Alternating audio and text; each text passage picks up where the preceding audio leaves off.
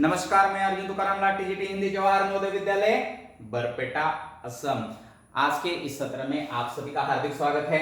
और आज का जो महत्वपूर्ण टॉपिक है वह है अव्यय से संबंधित है, मतलब हिंदी व्याकरण का जो अव्यय नामक जो टॉपिक है उससे संबंधित है। हम इससे पहले भी दो अव्यय के बारे में जानकारी लिए, क्रिया विशेषण अव्यय, समुच्चय बोधक अव्यय, और आज जो अव्यय की जानकारी हम लेने वाले हैं वो है संबंध बोधक अव्यय। इससे पहले बच्चों फिर से मैं आपको दोहराना चाहता हूं कि प्रयोग की दृष्टि से शब्द के भेद कौन से होते हैं इसके बारे में हम थोड़ी चर्चा फिर से करूंगा। प्रयोग की दृष्टि से शब्द के भेद रहते हैं, मुख्य भेद दो, एक होते हैं विकारी शब्द, दूसरे होते हैं अविकारी शब्द।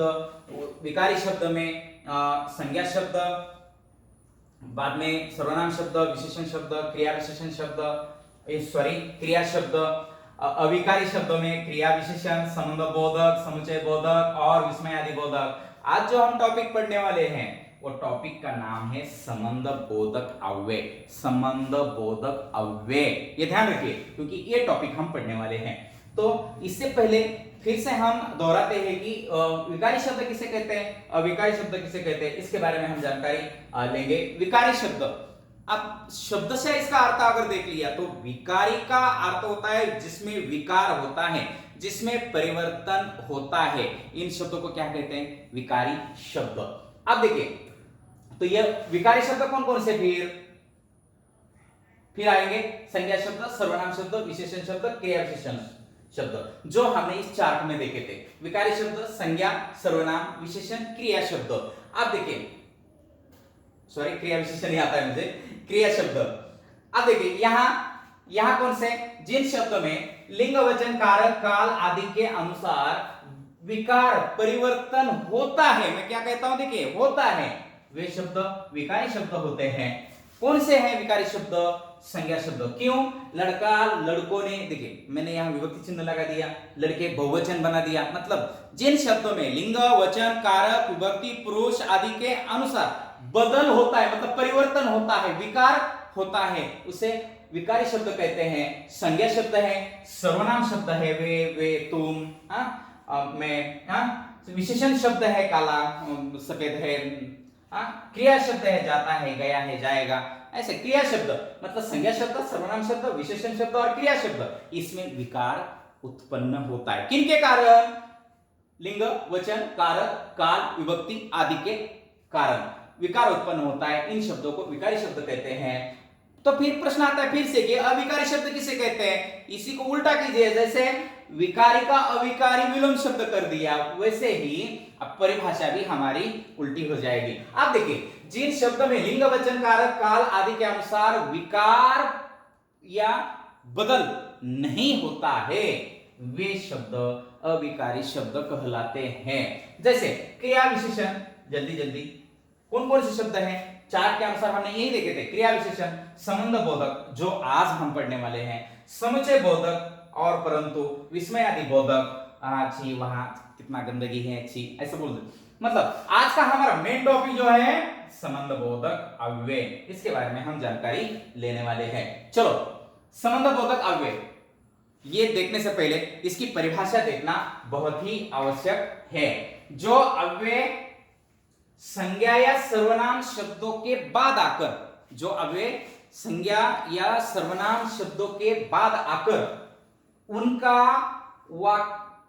वाक्य के दूसरे शब्दों के साथ संबंध बताते हैं, उन्हें संबंध बोधक अव्यय कहते हैं या कहलाते हैं। देखिए, जो अव्यय संज्ञा या सर्वनाम शब्दों के बाद आकर उनका वाक्य के दूसरे शब्दों के साथ संबंध बताते हैं, उन्हें संबंध बोधक अव्यय कहते हैं या कहलाते हैं। जैसे सोहम के बिना मैं यही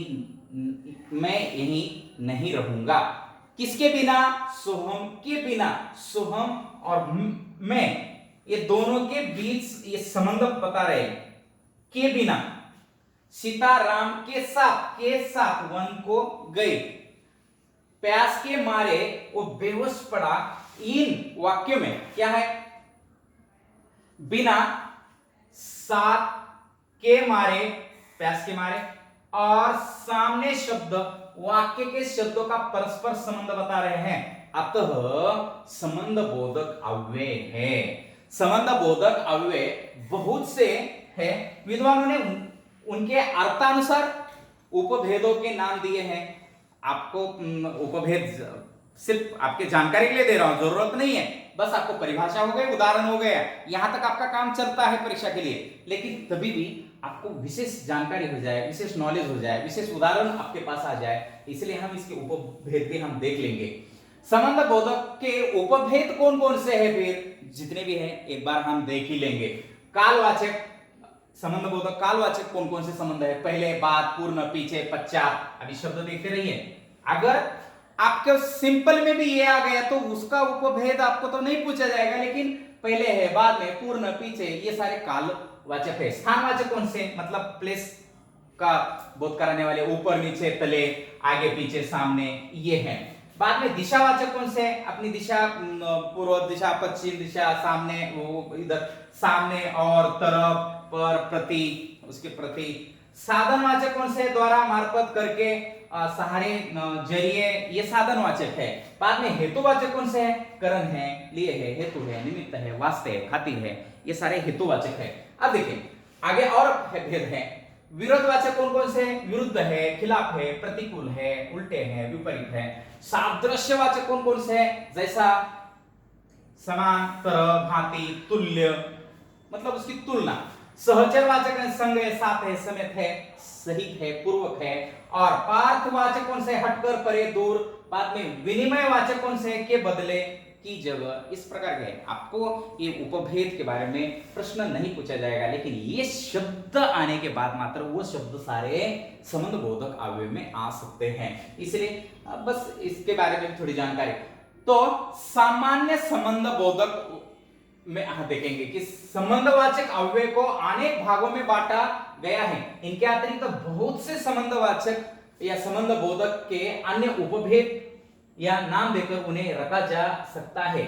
यहाँ केवल विस्तार मात्र समझकर सामान्य संबंध बोधक नाम देकर उन्हें नीचे दिया गया है।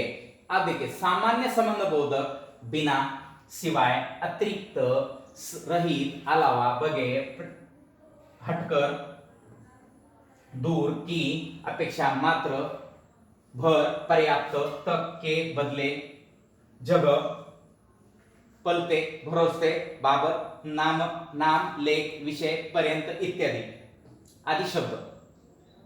संबंध बोधक अव्यय के प्रयोग कैसे होते हैं, फिर इनका प्रयोग कैसे किया जाता है। कुछ विभक्ति युक्त संज्ञा अथवा सर्वनाम के बाद प्रयुक्त होते हैं। जैसे कब कब ये अव्यय कब प्रयुक्त होते हैं, वाक्य में प्रयोग कैसा होता है इनका। धन के बिना जीवन व्यर्थ है, के बिना। सुरेंद्र के आगे कृष्ण के समान कौन राजनीतिज्ञ है। नदी के निकट उद्यान है। ये देखिए, के निकट, समान, के आगे, बिना, ये सारे शब्द ध्यान रखिए। कुछ विभक्ति रहित संज्ञा के बाद प्रयुक्त होते हैं। यह रास्ता नदी के किनारे तक चला गया। गीता सखियों सहित घूमने निकली। तुम्हारे पुत्र समान कौन है, ये देखिए। विद्या बिना जीवन व्यर्थ है। संबंधबोधक अव्यय के प्रयोग में आगे देखेंगे कि तीसरा है, कुछ दोनों प्रकार से प्रयोग होते हैं। ये तो विभक्ति रहित होते हैं, विभक्ति सहित होते हैं। गोपाल ने तार के द्वारा सूचित किया। पहले तार चलता था, आपको संदेश भेजने के लिए तार, अभी बंद हो गया ये। गुण बिन, गुणों के बिना मान नहीं है। ऐसे भी इनका प्रयोग होता है।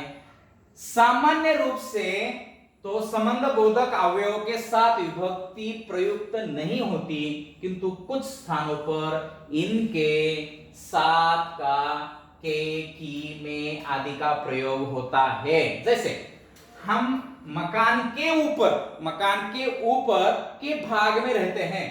मेरे सामने की बात है, चोर ने पॉकेट मारा। मेरे सामने की बात है। कभी कभी इनका प्रयोग हो जाता है। संबंध बोधक और क्रिया विशेषण में क्या अंतर है फिर। जो अव्यय संज्ञा या सर्वनाम के साथ प्रयुक्त होते हैं वे संबंध बोधक अव्यय होते हैं। ओके। और जब वे किसी क्रिया की विशेषता बताते हैं तो वो क्रिया विशेषण होते हैं।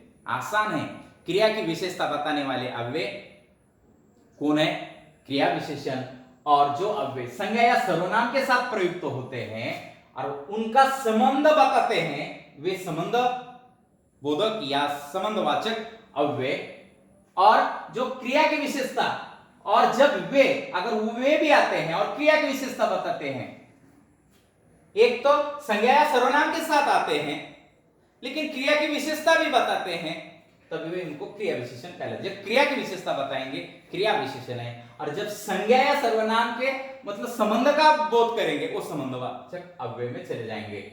जैसे हमारा मित्र यहां रहता है, क्रिया विशेषण।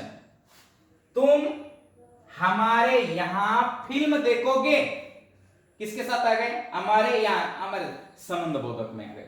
दोनों प्रकार के अवयवों को अर्थ जानकर समझ भी सकते हैं। हमारा मित्र यहां रहता है, अब देखिए हमारा मित्र रहता है, ये क्रिया है, कहां रहता है? यहां। तो रहता क्रिया की विशेषता यहां शब्द बता रहा है, अतः ये क्रिया विशेषण है।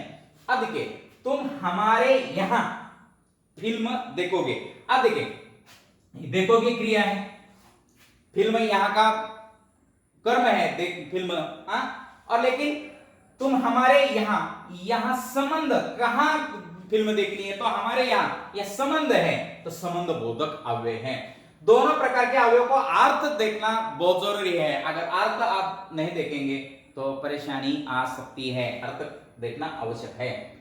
तो इस पाठ से संबंधित जो गृह कार्य है मैं यहां दे रहा हूं, संबंध बोधक अव्यय किसे कहते हैं, और उदाहरण देकर स्पष्ट कीजिए। संबंध बोधक अव्यय और क्रिया विशेषण में जो अभी मैंने बताया, उदाहरण से स्पष्ट कीजिए। संबंध बोधक के कुछ उपभेदों के नाम लिखिए जो मैंने इससे पहले दिए थे।